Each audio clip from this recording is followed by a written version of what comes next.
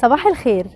جه الوقت اللي احنا نودع فيه عام دراسي جديد كان مليان بالتعلم والتحديات والعديد من الفعاليات اللي قدمتها لنا أكاديمية الشروق، زي المؤتمر العلمي السابع اللي كان تحت عنوان الإعلام والصراعات الإقليمية والدولية، والعديد من الندوات اللي كانت بتقام باستمرار في المسرح وكانت بتضم نخبة من الأساتذة والعلماء. استفدنا كتير من جلساتهم النقاشية ومن خبراتهم، ودلوقتي جه الوقت إن نقول لكم شوية أفكار إزاي تقضوا بيها الأجازة الصيفية علشان تنموا من مهاراتكم وتضيفوا خبرات جديدة ليكم.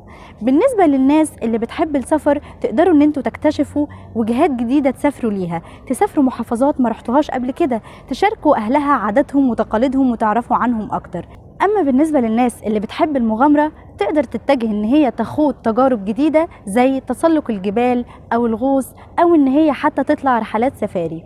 اما للناس بقى اللي شغفها في الفنون تقدر ان هي تشارك في عروض مسرحية او فنية او حتى معارض للرسامين اللي هم بيحبوها.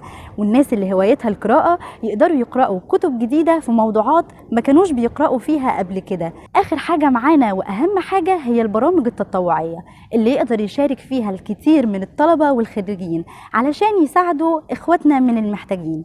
وفي النهاية حابة اقول لكم ان الاجازة الصيفية مهمة جدا، ما تسيبوهاش تعدي غير لما تتعلموا حاجة جديدة وتخلقوا ذكريات هتكون محفورة في دماغكم لآخر العمر. شكرا، كان معكم هاجر معمر.